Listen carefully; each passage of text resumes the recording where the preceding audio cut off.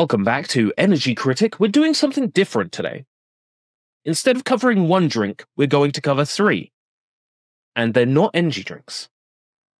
So I have here three drinks from a company called Candy Can. And they've been putting out candy-flavored drinks that are sugar-free. And I have found three licensed drinks that I would like to take a look at. We have Illumination presents Minions Candy Can Sparkling Banana, Rick and Morty Candy Can Green Mix number 6, which is purportedly sour apple flavor, and we have a Rick and Morty Candy Can Purple Potion number 9, which is a sweet grape flavor. Now, full disclosure, I have actually had one of each of these prior to recording this. This will not be my first impressions. However, that's why I know it makes sense to group these together, because, spoilers I guess, they're all not really that interesting. So, covering them all at once, I think, just makes more sense.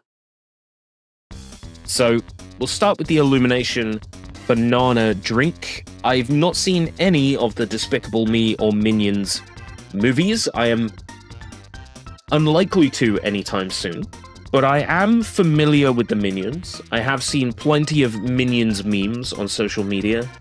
I have a favorite Minions meme that I won't be able to post because I'm still under a community guidelines warning on YouTube. But I am under the impression that Minions like bananas, and they say banana or something like that, like Stitch with a lisp. So I'm expecting that banana flavor is often attached to the Minions license. So I'm opening it up. I'm going to have a sniff. And yeah, I think this is common knowledge now, but it wasn't common knowledge until maybe Vice or somebody did an article on it about 10 years ago. The banana flavor that you get in things nowadays, so like this banana soda, for example, is based on a genus of banana that has long gone extinct. I'm probably going to get this wrong, but I think that genus of banana was called the King Edward. It might have been the King James, I'm not sure. That might be a Bible. This particular genus of banana went extinct, and that's the banana that artificial banana flavoring is based on. At least the bananas that I've had recently don't tend to have much of a banana-y taste. They just taste like fruit sugars to me. Whereas artificial banana taste has that very specific taste that's hard to pinpoint. And like I said, I've already had this can before. I know what it's like. It does contain this very specific artificial banana taste. One thing I'll give this credit for is that it does taste a little bit thick, basically like a banana milkshake. You can taste the banana in it. You can taste a little bit of the sort of vanilla ice cream as well that a banana milkshake might be made with.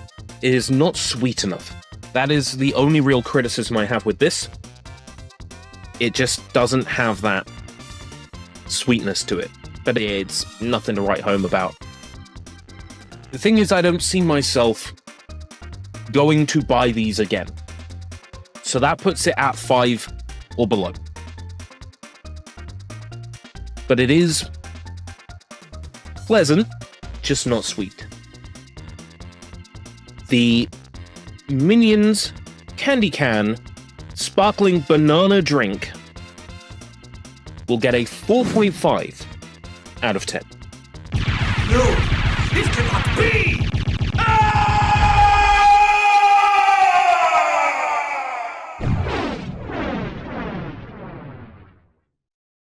So next up, we have the Rick and Morty Sparkling Green Mix number 6. This is the sour apple flavor.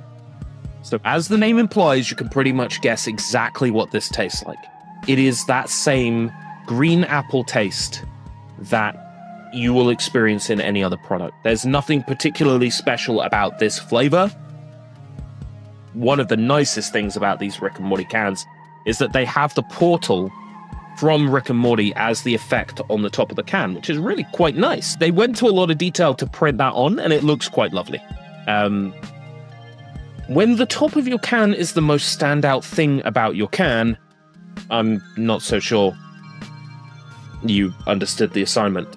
But, yeah, they call it a candy can, but whereas the banana minions tasted like foam bananas, like that artificial banana taste that you might find in candy, this apple taste is a lot more artificial from what I remember. So giving it the sniff, yep, I'm getting the Fanta Afterlife. Typically, if I'm going to drink something apple-flavored like this, it's going to be either apple sours or it's going to be an apple-flavored energy drink. This is neither of those, but a shot of apple sours in this might actually be quite nice. So yeah, this one is just very acidic, very unpleasant.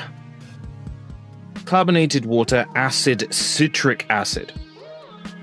This is above the flavoring, so you are getting the acid as the top note, and that's just, it's unpleasant.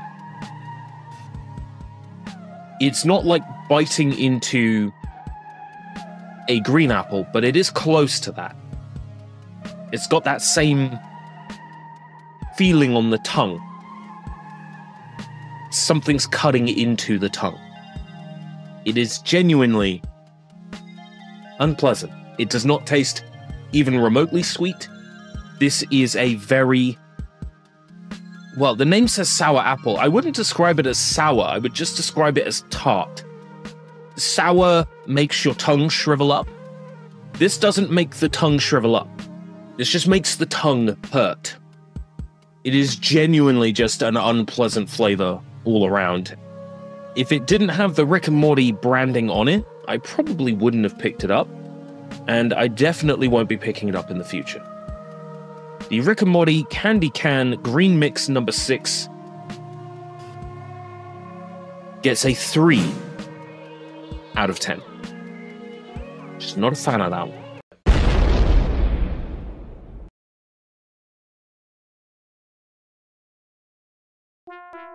Last up on this tour de farce, we have the Rick and Morty Candy Can Purple Potion number 9.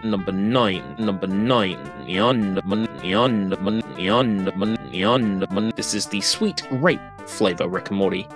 Again, has the portal effect on the top of the can, which is really quite cute. Let's open it up and give it a sniff. So this one, there isn't really much of a smell coming out of the can at all when you open it. This calls itself sweet grape. It does not taste sweet. Or, I guess it's more accurate to say it tastes sweet, but it tastes like the sweet taste you get in your mouth before you're going to be sick. That's what this tastes like. The sweetness, anyway. The grape taste itself is very much the same taste that I associate with grape bubblegum. When I was growing up, you could get large sticks of bubblegum that were grape flavored, like a... I don't think it was a yard, but it was like almost a yard of grape bubblegum. Big stick. You bite off a little bit and chew it, and that's what this tastes like. This one's not particularly unpleasant, but I think you have to be in the mood for grape-flavored things. This one is definitely better than the sour apple flavor. But I think its main problem is that it's still not quite a nice flavor. And again, this is something I don't see myself picking up again in the future. All three do not do it for me. However, this is a marked improvement on the sour apple. I give the Rick and Morty Purple Potion number 9 a 4 out of 10. Candy Can is a company that have yet to produce something that has really blown me away. I remember when they came out, initially they had cotton candy and bubblegum flavors. And then they started picking up brands. And they started releasing flavors that were connected to brands. I have had a Rick and Morty energy drink before. Not on Energy Critic. I would love to cover it again at some point. I believe it was made by Boston America. And Boston America are known for producing like 3 different energy drinks and then just labeling them up as different flavors. Like, oh, we've got 3 different energy drinks that we make. Oh, and we've released 2 separate Pac-Man drinks, and they're just 2 of our different energy drinks that already exist, but with a new sleeve on them.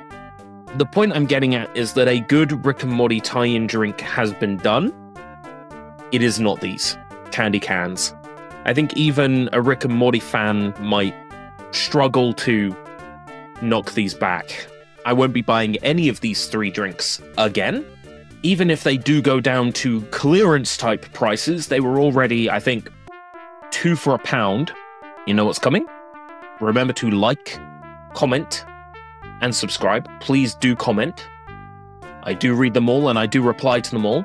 So please do comment. Okay.